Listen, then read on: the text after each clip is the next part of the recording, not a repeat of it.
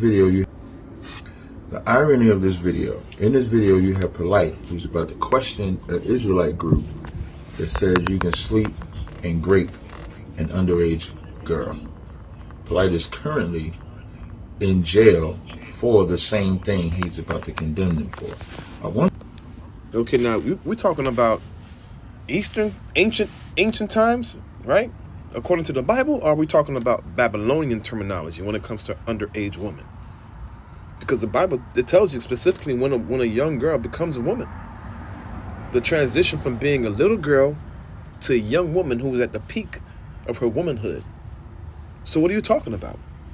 Try to take a listen to this, and then you have to ask yourself, Israel, why are y'all still listening to men like this? Let's take a listen. Oh, we have to ask you a question. Well, how many of you are fathers here? Just be for real. If you're a father. Now, what if someone is overwhelmed by the Spirit of the Most High God, and he reads your scripture, and he take your daughter, and he just rape your daughter?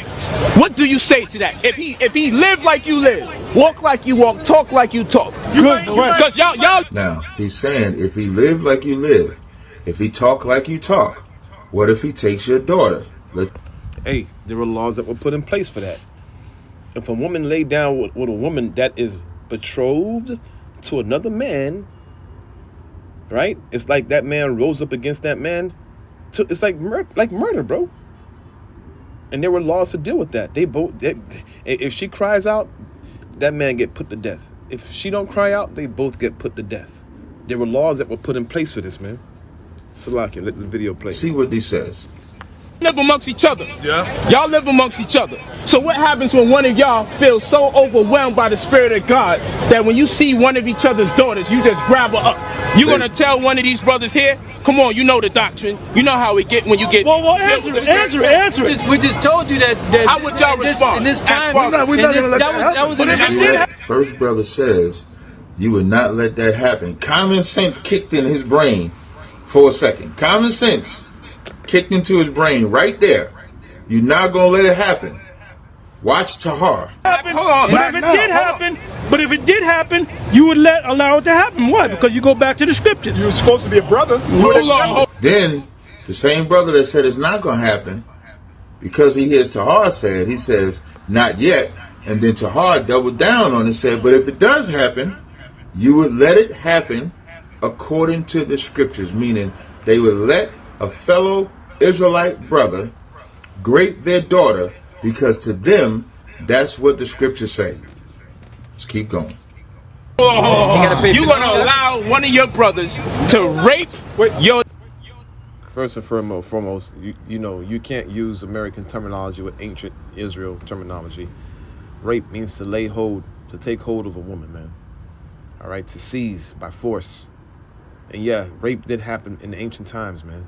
It's not talking about dealing with little babies. Anybody that's fucking little baby, a woman before she even gets her period, man, you a snake. But this is talking about a woman that has reached the flower of her fucking age, man. You fucking invalid. Daughter. You're saying rape as if rape simply means to grab. Oh, boy. Yeah, no. We talking about now they're about to say grape doesn't mean what it means. They're about to try to say that word doesn't mean what it means. And this is the plague in Israel. Because y'all still look at GMS as teachers. Y'all still look at them and they're telling you that great doesn't mean great. It doesn't mean what it means. They're even confused. If one brother says it's not going to happen, Tahar say it does. And then, of course, he got to say I'm going to let it happen. It gets worse, y'all. And all of this by a man that's in jail for the very thing that he's exposing them for. Nasty. Okay, so what does that tell you, you fool? What does that tell you? If the Polite is the one talking shit about doing those things to little girls and he got put in jail behind it, hello. Ain't nobody in GMS ever been put in jail for dealing with little girls. Because this is not our society, this is not our world. We're telling you how it went down in ancient times, man. Esau throw your ass under the fucking jail. You deal with a girl at that age, 12 years old, 13 years old as a grown man. Esau don't apply biblical principles, in this fucking land, in his kingdom. The fuck you talking about, man? You read the verse. We read the verse where someone was. You got In too the much kingdom of work heaven, in hey, you got look, too much when work in No. We read the verse, man. When the You got kingdom too is much work in established, your head. we're going to get women when they 12 years old. Right. All right? Say it again. As soon as they start. That's a specific number. Tahar got a thing for 12-year-olds. He said we're going to get them in the kingdom when they're 12 years old. You could tell he damn near thought about it. 12 years old. Let's play some more. In the kingdom of heaven, when their period starts, that's when they become a woman. Okay. All right. So we're gonna deal with them when their period starts. Right. When their That's when they're monthly able to have starts. babies. Question. Have sex with them. Have babies, man. With 12-year-olds? Brother, there's in the kingdom we're gonna do that, man. We're gonna get them young. In the kingdom, we're going to get them young. Oh, you want an old bitch? Let me tell you something. Why am I showing this? This popped on my timeline. This popped on my feed when I was just scrolling on Facebook. And when I saw that, it's indicative of what's happening right now. That video came out in, let's say, 2013, 2014, or something like that. Nobody thought anything of it. We was talking about Polite coming from Malachi, York back then. Nobody cared. Nobody thought anything of it. Nobody thought about the damage that it does to the people. Polite's in jail for it. And right now you have Israelites that are doing the same exact thing, where they're changing doctrines, lying on the scriptures, what it says, what it can't do, and y'all in Israel still give this type of behavior a pass. And you wonder why the Lord ain't sent Yahushua yet. That's why. Because we're afraid to hold Israel accountable. All right, shalom, shalom.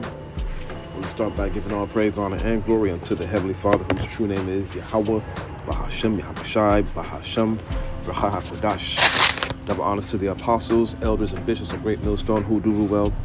Peace and salutations to the Archip doing this work in truth and in sincerity across the four corners of the earth.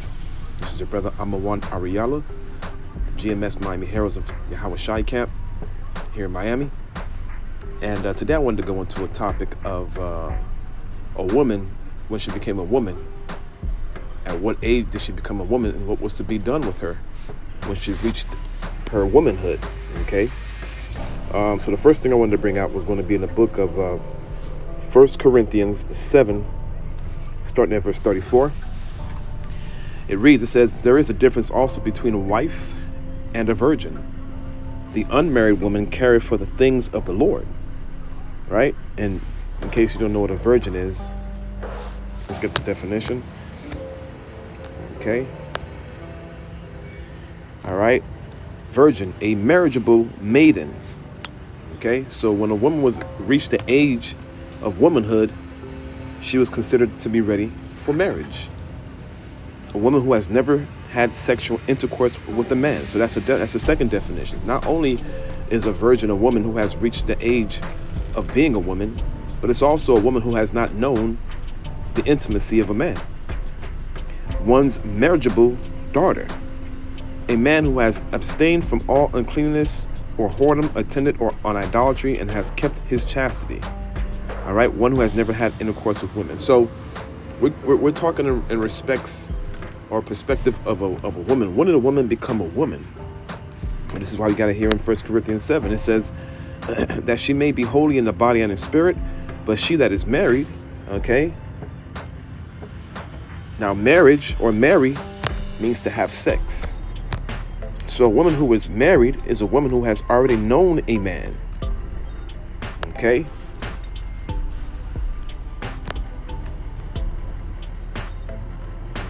Okay? To marry, to give oneself in marriage, to give a daughter in marriage. Okay, let's see here. Salakia. I guess they didn't have one. Alright. Let me see here. Let me see if the etymon will give it to me. Let's type in Mary. Alright. Say to take a husband or a wife, to get married, to give off, give in marriage, to bring together in marriage, to wed, to give in marriage. Source Italian. Okay. All right, to take someone in marriage, to take for a husband or a wife, as become husband and wife according to law and custom, get married. Transitive sense of a priest who performs the rite of marriage to unite in wedlock and matrimony. Okay, figurative meaning unite intimately or by some close bond of or of connection. All right, from early 15th century, marrying. Okay, describing one inclined towards marriage, and almost always used in a negative to attest. All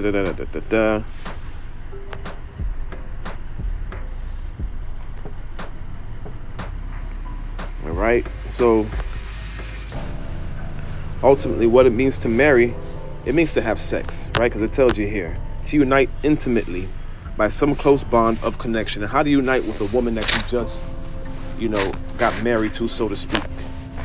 All right, because when a father, when he had a young daughter, right, he would, get with another Israelite man, and he would betroth his daughter to that man. But when did that little girl that he betrothed to that man became a woman? Okay, well, it's easy. Going back to the 1 Corinthians 7.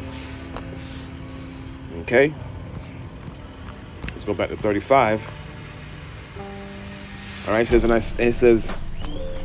So like in verse 34, it says, there's a difference also between a wife and a virgin, right? A wife is a woman who has known a man. She's a female servant, okay? And a virgin is a woman who has reached the age of womanhood and has not also known the intimacy of a man. The unmarried woman cares for the things of the Lord, that she may be holy, both in body and in spirit. But she that is married cares for the things of the world, how she may please her husband. Right, because her and her husband have known each other intimately through a connection and a bond.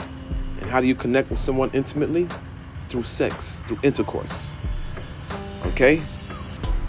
Verse 35, and this I speak for your own profit, not that I may cast a snare upon you, but for that which is comely, and that you may attend upon the Lord without distraction. Verse 36, but if a man think he behaveth himself uncomely towards his virgin, all right, if she pass the flower of her age and need so require, let him do what he will. He sinneth not. Let them marry. Now, let's look up, when does a woman reach the flower of her age? Okay, I had bookmarked it. Let me see if I can find it.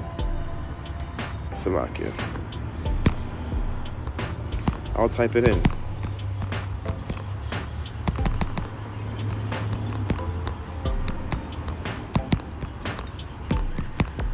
Flower of her age. And see if we can find it on the Google, and then if not, we'll go to AI. Okay, woman reaches the flower of her age when she is physically mature and ready for marriage, often considered around puberty or late teens, early 20s in ancient cultural context. So it all depends on when she got her period. Okay, let's see. Matter of fact, let's go to this. Let's go to AI real quick.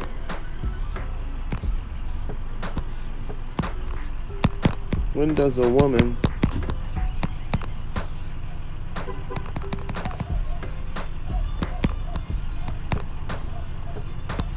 reach the flower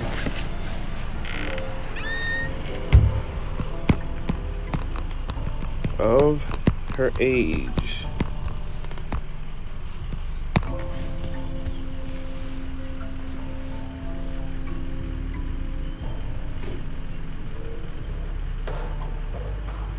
Okay, so it says the phrase "the flower of her age" is not a technical legal term in Jewish law, but in Jewish, biblical, and ancient Mediterranean thought, it refers to the period when a woman reached full physical maturity and youthful vitality, yet is not past her prime. All right, in Jewish traditions, the Jewish tradition divides female life stages quite specifically. A child is under 12, early puberty. 12 years plus 1 day is about 12 and a half, is a transitional stage. All right, full maturity begins around 12 and a half to 13, considered a fully developed young woman. Okay, so the flower of her age would correspond to the early Margaret stage, when physical development is complete, youthful beauty and fertility are at their peak. She is fully adult but still young. Okay, and the older you get as a woman, all right, especially when you start to get in your 20s and your 30s, that's not the peak of your maturity. All right, the peak of your maturity is when you're young. Okay, so it says here, matter of fact, let me see.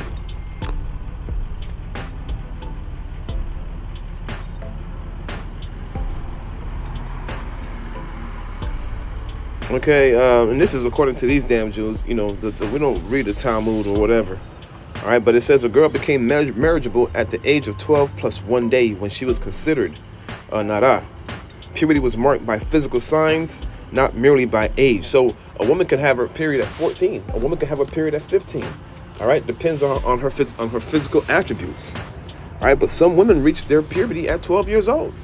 Now, what do you do if do you not marry your daughter off because she's, you know what I'm saying? Because she has reached the age of 12. Sometimes it was an economic, deal that was done between a father and another man. A lot of the times, situations were rough. You had a daughter, you would marry your daughter off because there was a price that you would give for a daughter. You didn't just give your daughter away for free. Okay? But it says here, in verse 35, it says, let me see, verse 36, it says, but if any man think he behaved himself uncomely towards his virgin, and we know a virgin is a woman who has not had sex, but has also reached the peak of her maturity, all right, which can start at 12 and a half or 12 plus 1 day. If she passed the flower of her age and needs so require, let him do what he will. He sinneth not, let them marry. Okay? Marry means to what? Have sex. This was something that was understood in those Eastern cultures in the ancient times. It's now here in this Western society, we don't view things the same. Okay? But that doesn't mean, just because, she's that young, she's not allowed. No, it says, if a man, it says in 36, but if a man think he behaveth himself uncomely towards his virgin, if she passed the flower of her age, and needs so require, let him do what he will, right? Because that's his wife. He paid the dowry. So even if she's not 15, 16, she's not what you would say fully developed. Because when I was going to school, there was women in 4th grade, big old titties, they look like grown women. It's just in this society, things are different. The food that we eat, the air that we breathe, the water that we drink has an effect on our bodies. So a woman today maybe cannot be compared to a woman back then. You understand what I'm saying to you? So it's like a lot of fake ass Israelites want to get upset about this teaching, man. All right, because they're still following the ways of Esau, Edom. Even though they call themselves Israelites, they're still stuck in the ways of Babylon. But we have it here, man, in broad daylight. Hold on one second. I think there's another precept I wanted to bring out.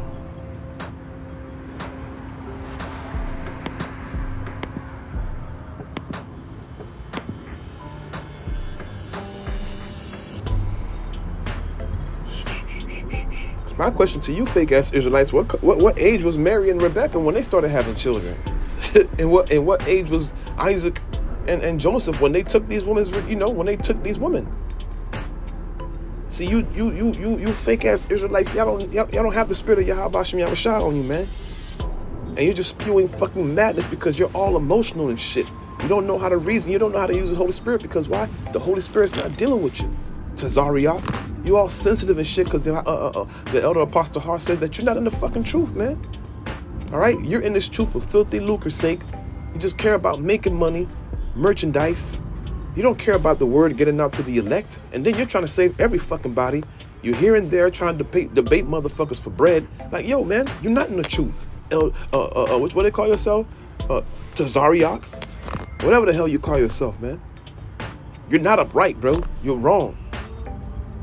You're wrong. And may Yahweh Shem Yahushua Shalat Rayom on you, man.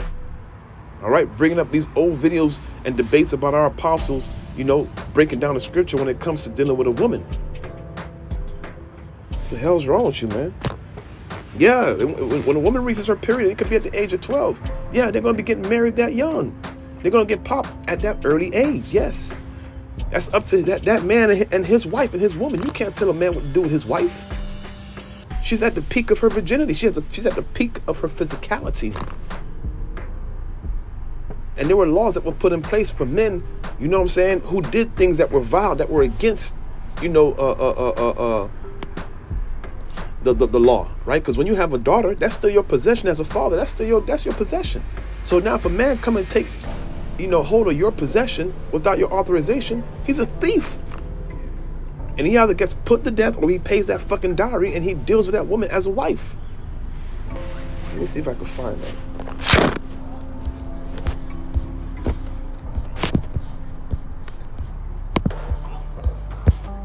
Weak ass niggas, man.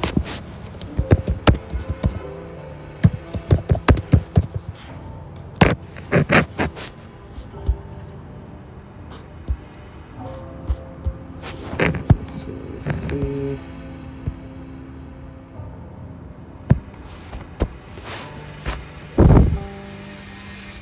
50 shekels.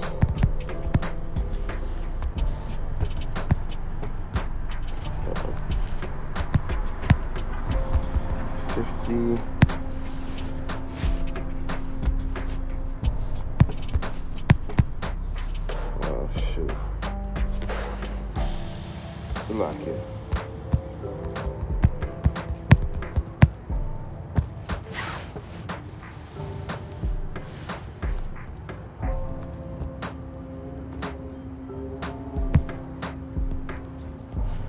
Okay, here we go.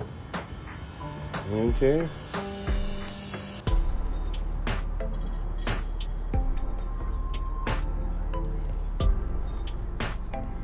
Because there were laws that were written, all right, to keep Jake in check, man. Because, you know, we by nature, we're very sexual creatures, man. The so-called black man, we are very sexual men, viral. This is why we were producing so much in the land of Goshen in Egypt, man. And that's why these pharaohs wanted to deal with us so, because they saw how we were populating. Okay?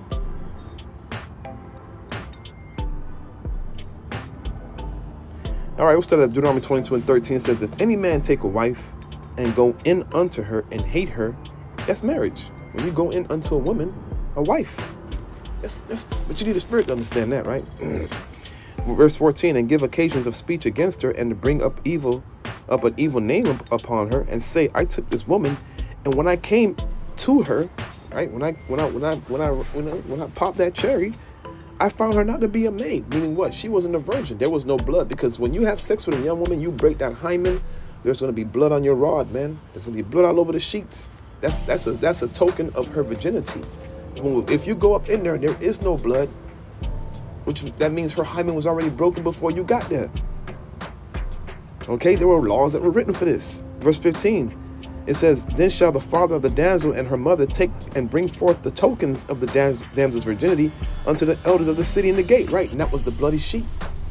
Because they had to lay on a white linen sheet when they pop, you know, when they consummate their marriage, when they actually got married through sex.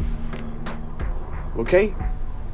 That token was that bloody sheet that the father and mother would keep to show that their daughter was a virgin when he took her. It's like a receipt.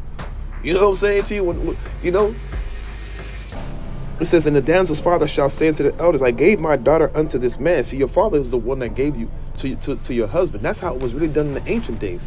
Women didn't have no choice in who they wanted to marry, because marriage was really not about love. All right, that's not what it was. Marriage is really all about. It was about reproducing, having a helpmate, having a servant to help you in your enterprise as a man. It says in verse 17, and lo, he hath given occasions of speech against her, saying, I found not thy daughter a maid, and yet these are the tokens of my daughter's virginity. He's going to show that cloth. See, and they shall spread the cloth before the elders of the city. And the elders of that city shall take that man and chastise him, and they shall immerse him in 100 shekels of silver, and give them unto the father of the damsel, because he hath brought up an evil name upon a virgin of Israel. and she shall be his wife, and he may not put her away all his days. There were laws that were written for this man. Then shall they bring out a damsel to the door of her father. It says, verse 20, but if this thing be true, and the tokens of virginity be not found for the damsel, right? Because there's also, okay, well, what if she didn't, what if she wasn't a virgin for you? Now, okay, let's see what happens. Verse 21, then shall they bring out the damsel to the door of her father's house, and the men of the city shall stone her with the stones that she die, because she hath wrought folly in Israel. Right? You lied about it. It was better that you stayed in your father's house and just not be married. But you lied, right? Your father lied for you, what have you, or you may not have told your father that you got your cherry pop. He goes and sells you to another man, a Hebrew Israelite man. That man finds out that you're not a virgin, and plus you didn't have the tokens of her virginity, so you know that she's been lost her virginity. You know what I'm saying? Guess what? They're going to take that woman, they're going to stone her. Okay?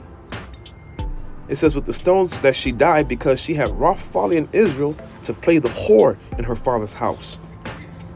So shalt thou put evil away from among you. And if a man be found lying with a woman married to a husband, meaning what? This woman's already had sex with another man.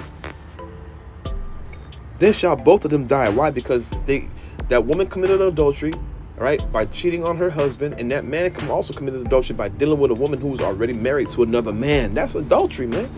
Adultery is not when a man is dealing with different women that have not known men. But if that woman has already known a man, that man is committing adultery with her. They both shall be stoned and be put to death. Okay?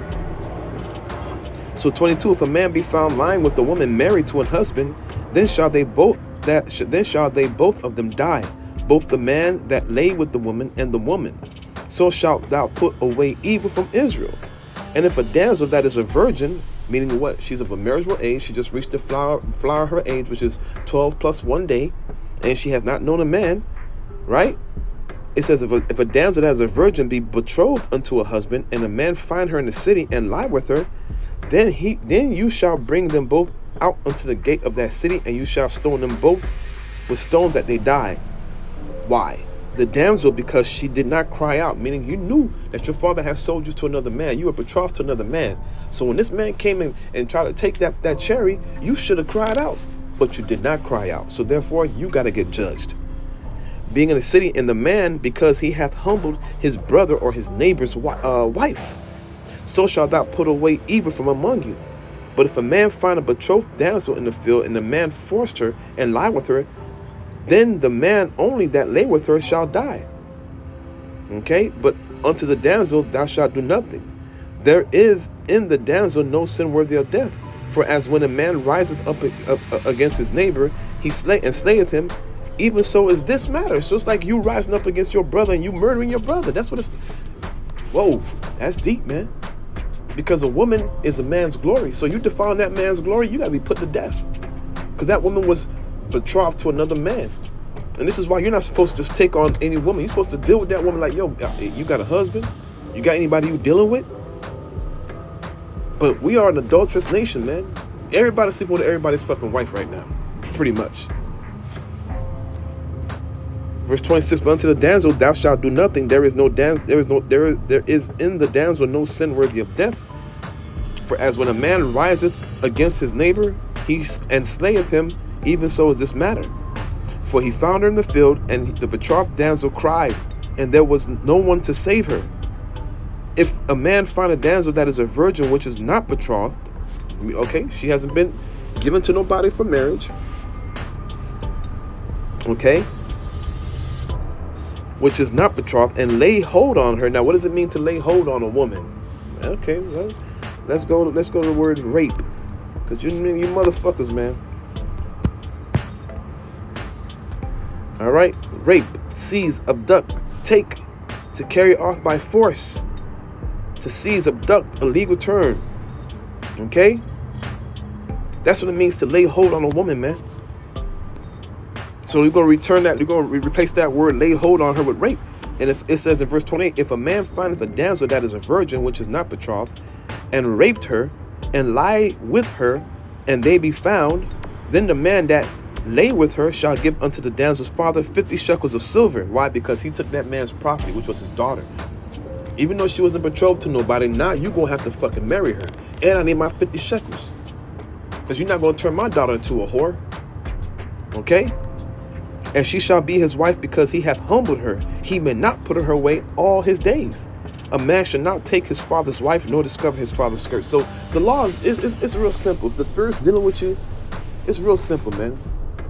All right, so now, what you really upset about, bro?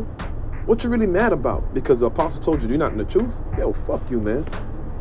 So with that, I want to give all praise, honor, and glory to Yahweh, Ba'ashim Yahawashi, Ba'ashim Ruach HaKodesh.